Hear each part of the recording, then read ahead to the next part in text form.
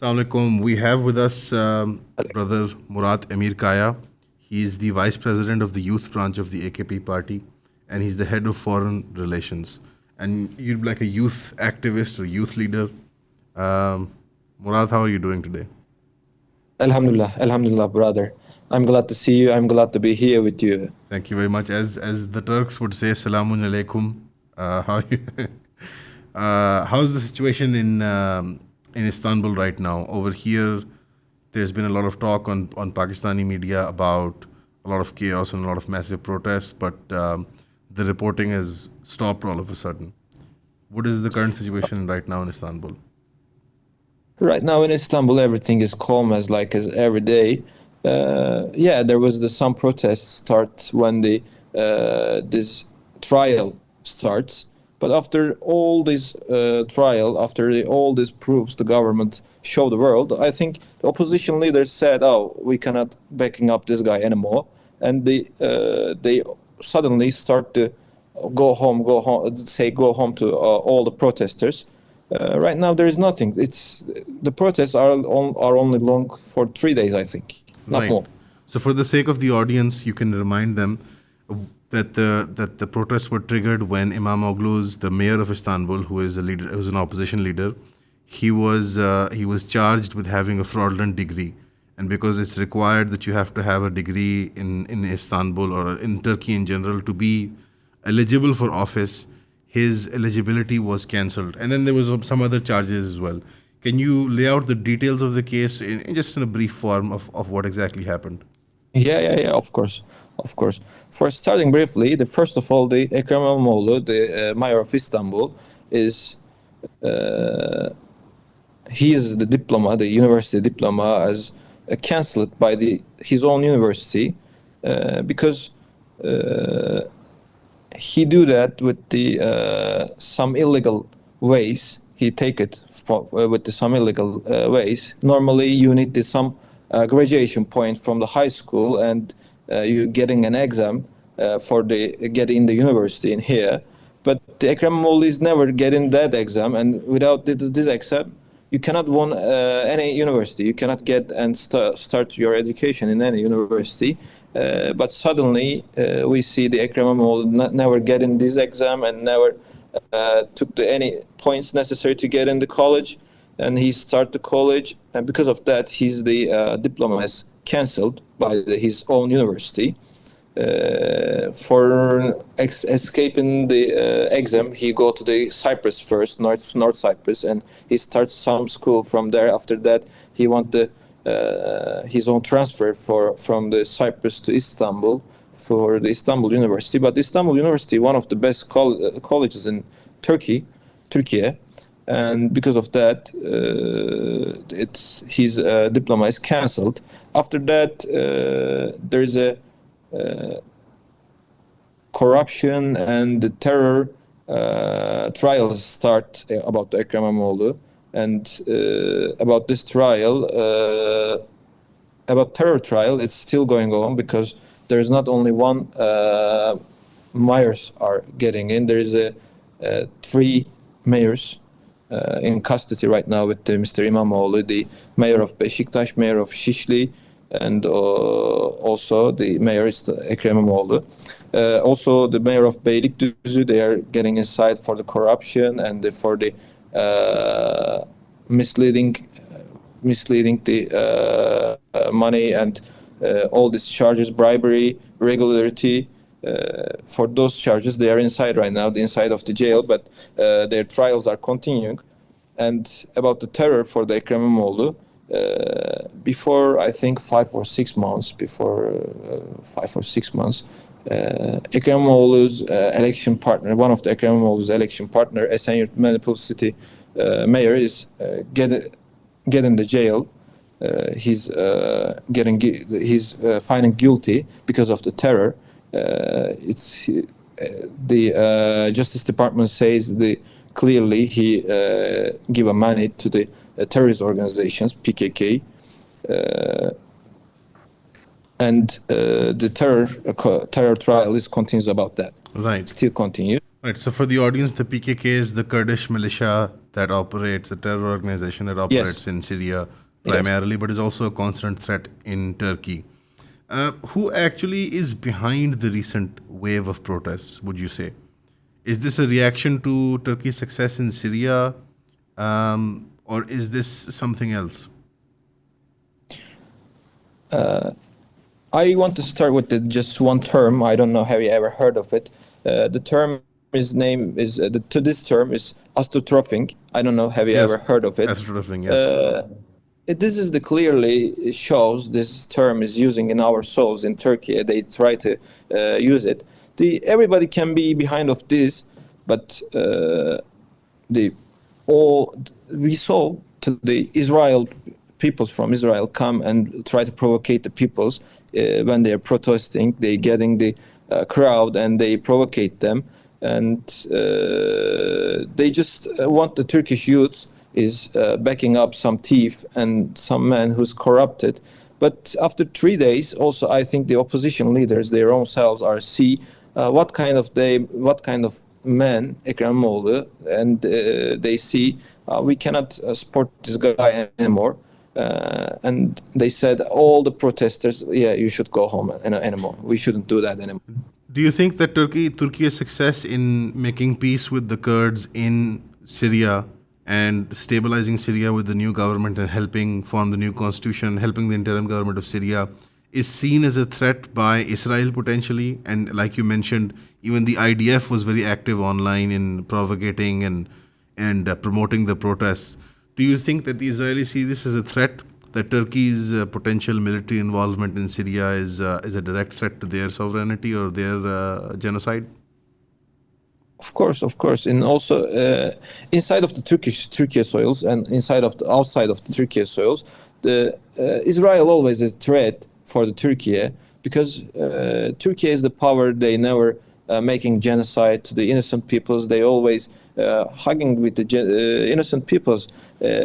We hosted the 3 million Syrian peoples in our lands almost a decade, and also we helped the Hamas for the fight with the Israel, and we help every people who don't want to suffer from the Israel in this territory, because Israel is the not only killer state. They just want to do the genocide in all the lands they can get in, and Turkey never let that happen.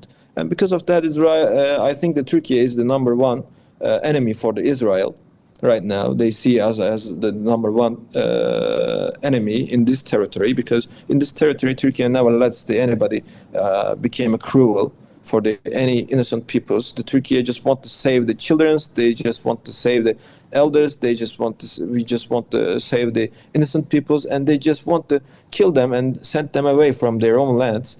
And in also Turkey, when the Turkey had some problems inside of it, and these are not the real problems actually. They just want to provocate these kind of problems, because these trials not start with the government's inside. It's start with the accusations from the opposition leaders, their own self. It starts with the opposition parties inside, and after that they start the witnesses what they doing, what kind of corruptions are happening in Turkey. They happening in Istanbul municipality, or all the municipalities ruling by the CHP, the opposition party. The main opposition party is Turkey is CHP right now, and they start the witnesses about. They start to create the witnesses inside of their own party. It's not started by the government. It's started by the accusations of the oppositions inside. And when this sort of happens, when these sort of things happens, we directly see the Israeli media starts to say, "Oh, Recep Tayyip Erdogan is politically queuing his main opponent in the elections. He's just want to kill his political career." But it's not true. He became a candidate for the presidency this much early. There is still 2.5 and 3 years for the presidential elections, and he just suddenly became a presidential candidate opposite the Recep Tayyip Erdogan, our president Right. Recep Tayyip Erdogan. Even in because he was aware. even in Pakistani media, it was reported like this that oh, he's a presidential candidate. It's still 3 years to the election. How can he be the There is a presidential skill, candidate like as you already? said, 3 years. He Yeah. was aware what's going to be happen to him. You know, So he made the this is the fuss, rules in this right? So country. he made the fuss Uh, about I'm a presidential candidate and this is political suppression. I get it. What about the Western and Israeli media coverage? Because unfortunately, Pakistani media in the rest of the Muslim world is very dependent on Western reporting when it comes to places like Turkiye. How did you find Western reporting and Israeli reporting on the issue? like as I told just before, the Israel is just want to they provocate the things in Turkey. Everyone, this sort of you know, when we had some problems inside of us or just seeing like that, they just want to escalate the situation for the benefiting the escalating of this situation. But like as I told, they couldn't be successful about that. Israeli media says, "Oh, they are killing the president, most powerful presidential candidate. They are taking his rights." But no, we are not like that. We are not a peoples like that. There's a rule in our country. If you steal from the government, it means you are going to jail. And if you make corruption, it means you are going to jail. But the Israeli people, Israeli media, try to show no, he was a presidential candidate, and they want to kill his political life. And because of that, they finish his political career. And because of that, they take him to jail. But it's not true. It's you know, he just What became. about the claim that right now the AKP party has had to make a joint government, a coalition government, and that in the upcoming elections it will be more likely that they will lose a majority stake in the Turkish democracy? This is a complaint that You they know, make. in every election, the opposition is claiming those sort of things. But in every election, Mr. President Erdogan, Recep Tayyip Erdogan, is winning by his own self. Last election, we won with the 51%, and it was very near to 52%. And you know, it was same thing going to be happen, I think. You think They so? protested 3 days. They're the most powerful candidate, and after that, everybody forget about him. What was the Also, their opposition leaders what forget what about him. was the composition of the people who were protesting? What kind of people were these? What were their views? What do you think is their worldview? The groups of people who were protesting. Uh, there were many groups of peoples over there, like because in Istanbul there is a 20 near the 22 million peoples are living, and every groups of people was there, but mostly there was the youths because the you know first of all kind of disinformation about this case are releasing from the social media, and who is using the most of social media? The youth people. First, it started with them, but after 3 days, there is nothing more. The youth Right. also, I think, Would you they say don't. would you say the groups were secular nationalists, Green Party types like the Kurds, or who was No, it? in this time, I think in this time the curse was not with them. It was the just peoples. They are the it was they were the peoples, the youth peoples, who is students and who just suddenly believe this disinformation immediately. But also the opposition sees, oh, this is disinformation. This guy is really guilty. They start to tell them, oh, let's go home. There is Okay. nothing that we can. Let's say the social media post that came out and the fake news that came out, it riled up young people.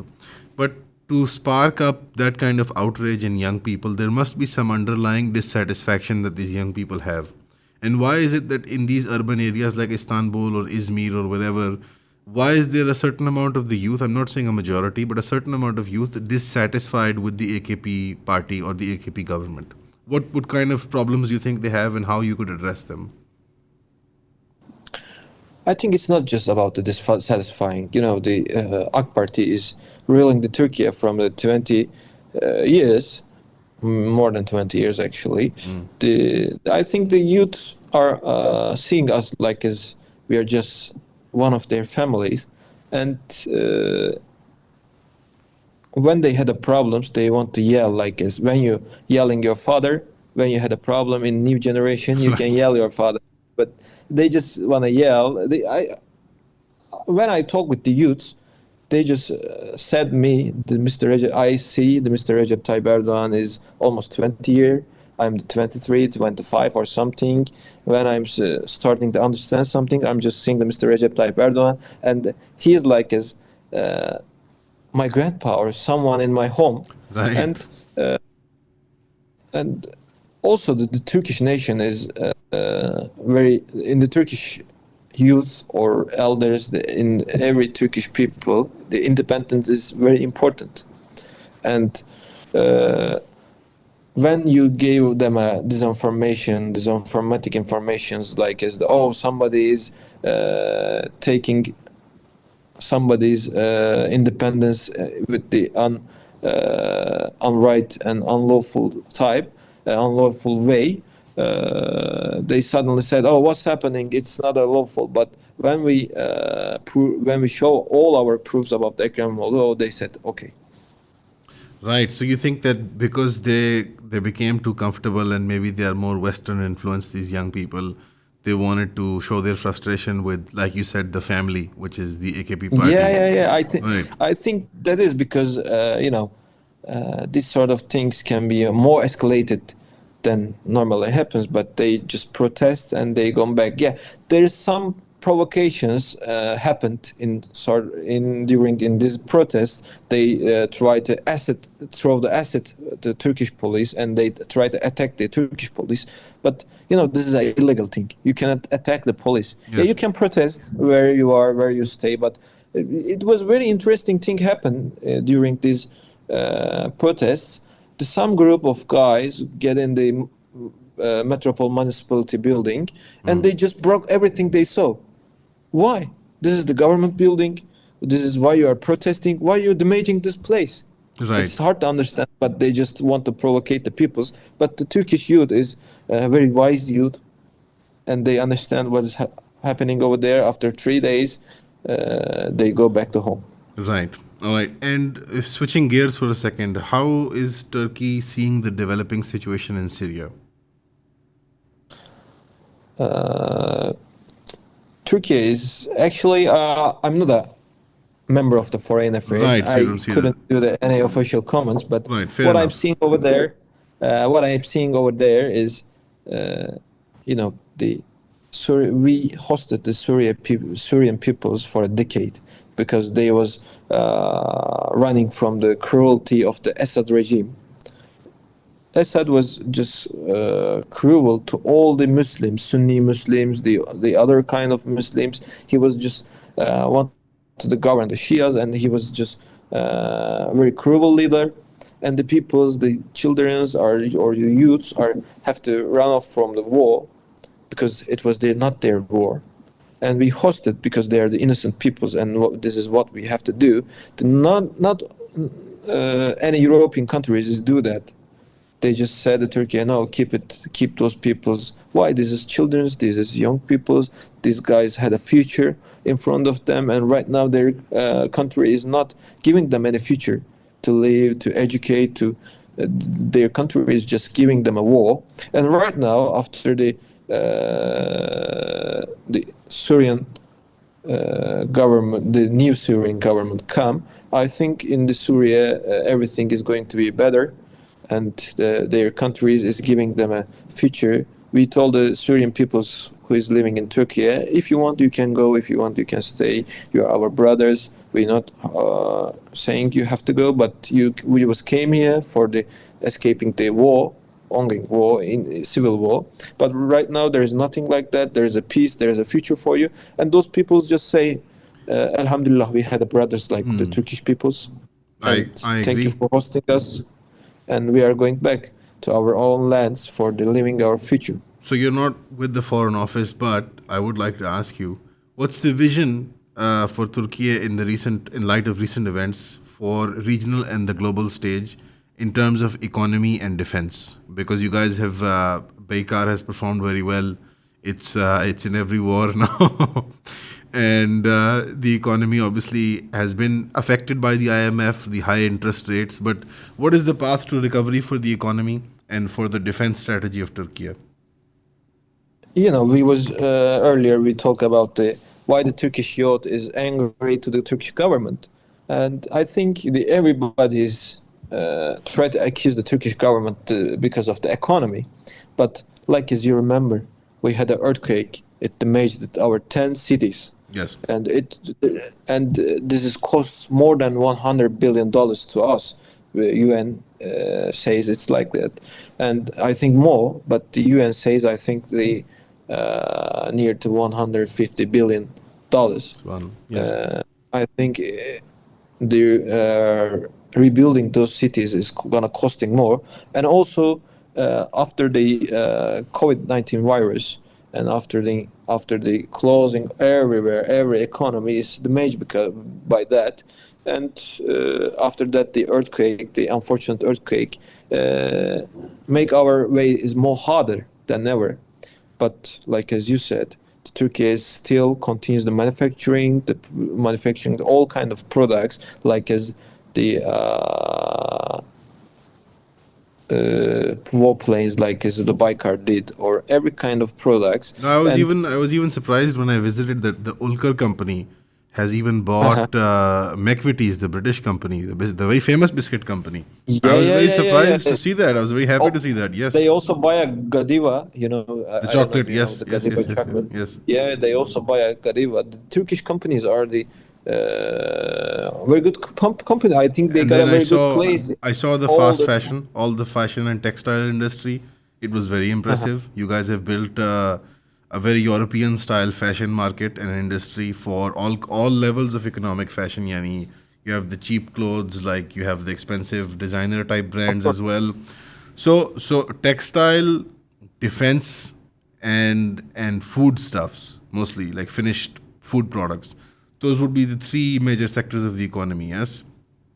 Lots of stuffs where this is our the major Export. stuffs. The export. Our building companies is the one of the most bigger building companies in Asia or Europe. Yeah, our building companies, every kind of our trade centers, our trade topics are very successful, I think, in their own areas, and this will Yeah, make our economy Pakistan is much better. also Pakistan has also been importing your bathroom finishes, tiles. Yeah, the construction industry has produced a lot of home finishes. You know, like tiles and fabrics and furniture. A lot of it is coming to Pakistan as well. Also, Turkish companies is doing the buildings outside of Turkey. The another countries, the Turkish companies is doing buildings. They are making monies and they take it back this money to our country. Yeah, we had economical struggles, but these are not the things we cannot get past with that. What about the These inflation are and the high interest rate? What is the way forward with those? these are the politics of our economic ministry, and they are doing the best for their program. They had a economical program, and as they're saying, our economic program is just going what like as we want, and we trust our government about this sort of situations. And like as I said, we had a very big earthquake, very unfortunate earthquake, more than 11 cities in Turkey. There is an enormous damage to all these cities, and it's cost more than 150 billions. It's little bit, we need a little bit of time to get over it. But this is the only government can make. This is the only government the people's trust. They can get over this economical hardness. Right, Murad. Thank you so much for your time. We'll hope to speak to you soon, inshallah, as well. Inshallah, inshallah. I Anything? was very honored to be here with you guys. Thank you I'm very very much. happy with you. See you in Istanbul, inshallah. See you in Istanbul, inshallah. See you in Inshallah. Lahore, actually. Inshallah, inshallah. Inshallah. Why I not? want to see the Pakistan, Inshallah, why not? but I need to eat a little bit more the Pakistan food A little less, before I maybe. can. It might wreck your stomach. All right. My stomach need to use it. All right. Thank you very much, Murad. Thank you, brother. See you, inshallah. Inshallah.